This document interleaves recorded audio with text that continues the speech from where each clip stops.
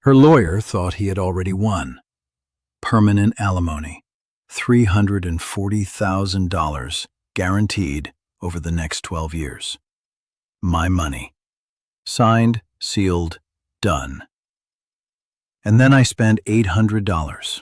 One weekend, one investigator, and that number went to zero. Here's the part nobody tells you. It wasn't because I caught her cheating. Catching her cheating, in most of this country, is worth nothing, legally. Nothing. What actually saved me was something almost no man understands until it's too late. A single piece of leverage hiding in plain sight. By the end of this, you'll understand it better than the guy paying his lawyer $400 an hour to explain it. Let me tell you who I am, so you know why I know this. I'm not a lawyer. I'm the other guy. The one who sat on the wrong side of that table, watched half of everything I built walk out the door, and swore I'd understand exactly how it happened, so it would never happen to me, blind again. And before I go one step further, I owe you the truth about this story. The man in it is a composite. I've changed the details, the names, the city, but every number I'm about to show you, every law, that part is real. This plays out in divorce courts every single week. I just stitched it into one story so you can actually see the machine working. Because that's the thing. Divorce isn't an emotional event, not really. It feels like one. The rage, the betrayal, the sleepless nights. But underneath the feelings, it's a machine. Rules, levers, numbers. And the person who understands the machine beats the person who's drowning in the feelings. Every time. So here's the first rule of the machine, the one that costs men the most. And almost everyone, including the man in our story at the start, gets it completely backwards. The myth is this: she cheated, so I'll pay less. It feels obvious. She broke the marriage. The court should punish her for it, right? Wrong. In most of America, the affair itself is legally irrelevant to what you pay. We live in a no-fault world now. In states like California, Illinois, Wisconsin, Washington, the judge does not care who cheated. You can walk in with photos, texts, a signed confession, and the number on your alimony order will not move a single dollar. The betrayal that destroyed your life is, to the court, a private matter. So picture our guy, let's call him the client. He finds out. The messages, the second phone, the hotel receipts, the whole nightmare. And his first instinct is exactly yours. I'll bring proof of the affair, and I'll be protected. He spends the money. He gets the proof. He walks into mediation holding the smoking gun, and his own lawyer leans over and says 4 words that break him. It doesn't help us. Because he aimed at the wrong target. He went hunting for the affair, the emotional crime. When the thing that actually moves money is never the affair itself, it's what the affair leaves behind. And here's where it turns, because it's not hopeless. It's just misunderstood. There are a handful of levers that genuinely move the number, and catching feelings on camera isn't one of them. Catching facts is. Lever 1 is the one everybody forgets, and it's the biggest. It has nothing to do with what she did during the marriage, and everything to do with what she does after. Cohabitation. If your ex moves a new partner into her life, shares the bills, the bed, the address, the alimony you're paying can be suspended or terminated entirely. Gone. New Jersey wrote it into law in 2014. If the person receiving support is cohabiting, the court can suspend or end the payments. Florida went further in 2023. They abolished permanent alimony outright and made a new supportive relationship a reason to cut you loose. These aren't loopholes. These are statutes on the books. But, and this is the trap inside the trap, The law puts the burden on you, the one paying. The court will not investigate for you. Nobody calls to tell you your ex has a live-in boyfriend and you can stop writing checks. You have to prove it. And if you never prove it, you keep paying money you no longer legally owe, month after month, for years. That right there is the quiet tragedy this whole video is about. Not men who lose in court. Men who never file because no one ever told them they had a case. So our client, sitting in the wreckage of the wrong strategy, finally asks the right question. Not, how do I prove she cheated? But, how do I prove how she's living now? And that question costs $800 to answer. Here's what $800 actually buys. Not some month-long $10,000 operation. A full infidelity investigation can run $2,000 to $6,000, and complex ones climb past $10,000. But that's not what he needed. He didn't need to prove an affair. He needed to prove a pattern. One weekend of it. Surveillance runs about $85 to $150 an hour. A focused 6 to 8 hour window, one Friday night to one Monday morning, lands right around $800. Less than a single month of what he was paying her. And the investigator doesn't need a confession. He needs the boring stuff, the devastating, boring stuff.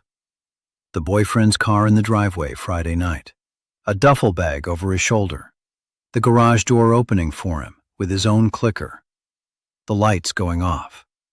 And Monday morning, the same car, still there, him walking out to grab the mail, in a robe, like he lives there, because he does. That's not a scandal, that's a timestamp. And a judge cannot unsee a timestamp. Because remember what the law actually asks. New Jersey doesn't ask, are they in love? It asks about intertwined finances, shared expenses, whether their circle treats them as a couple. And this is the part that stuns people. The court cannot rule out cohabitation just because they don't technically live together full-time. Weekends count. The pattern counts. So while the client thought he was buying revenge, what he was actually buying was the one document his lawyer had been quietly praying for. A time-stamped report. The single most common piece of evidence used to end alimony in this country.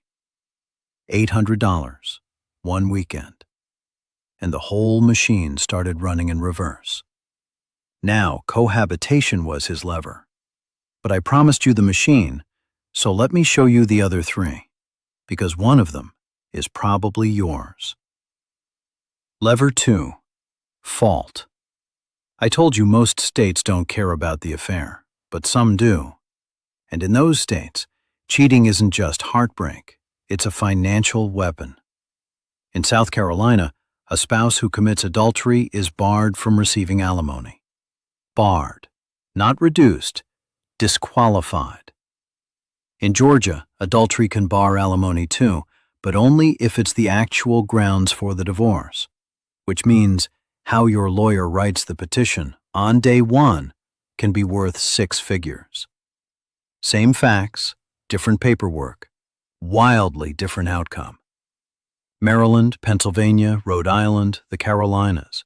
Misconduct is on the table. So the first question isn't, did she cheat? It's, which state am I standing in? Because that answer changes everything.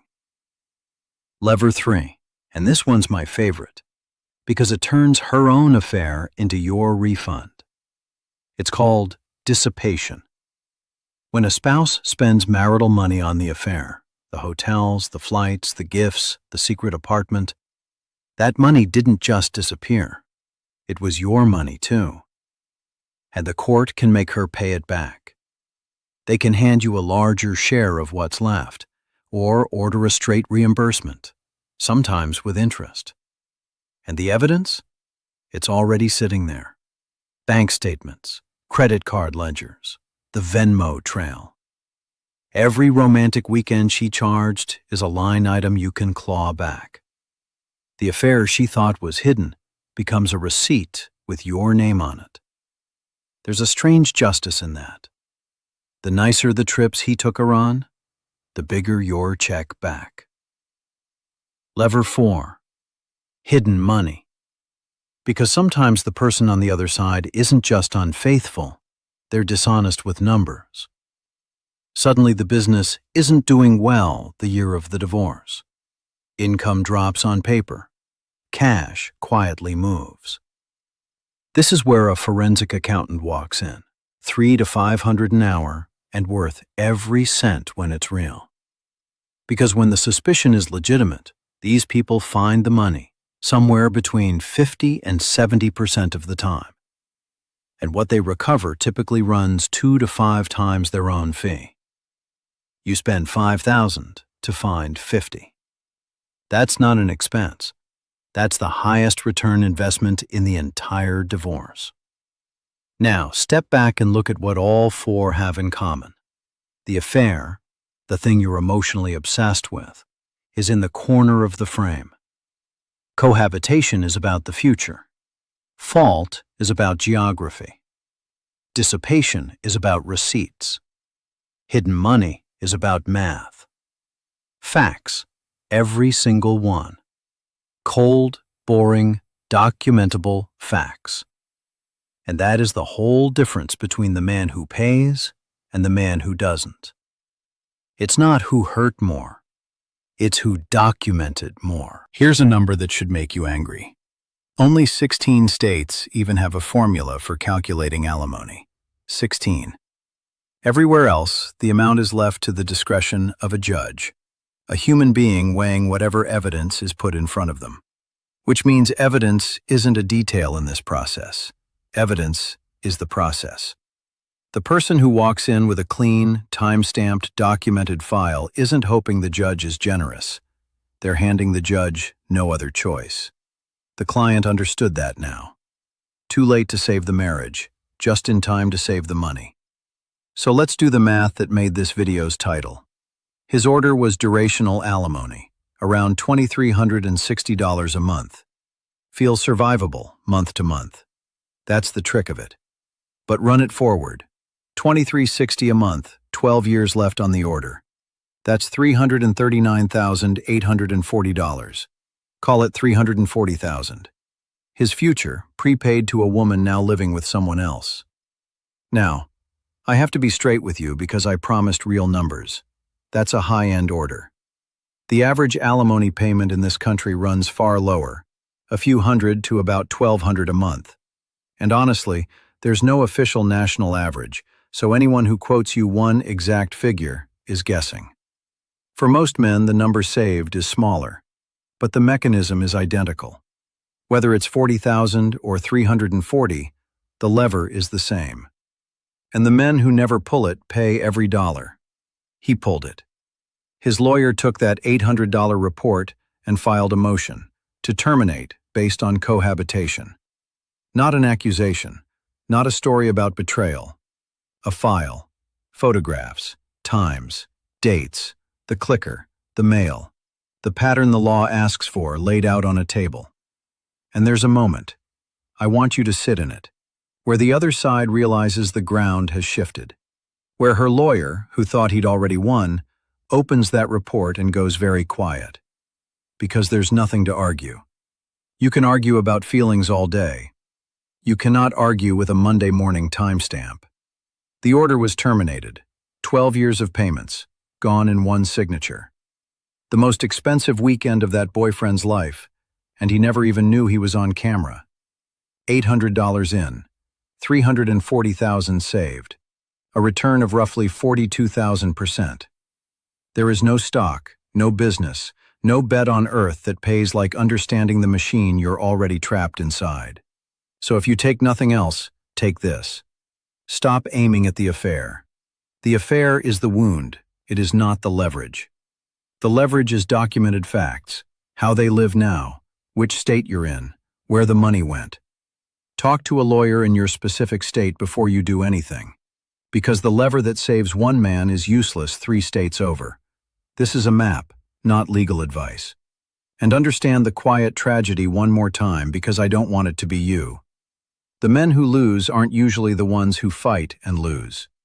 They're the ones who never knew they had a case, who kept writing checks for a partner in a house they were quietly paying for. Don't be the man who finds this out too late. So let me ask you something, and I actually read these.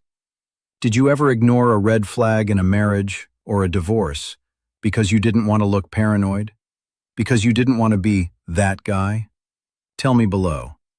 That instinct to not look, that's the one the machine counts on.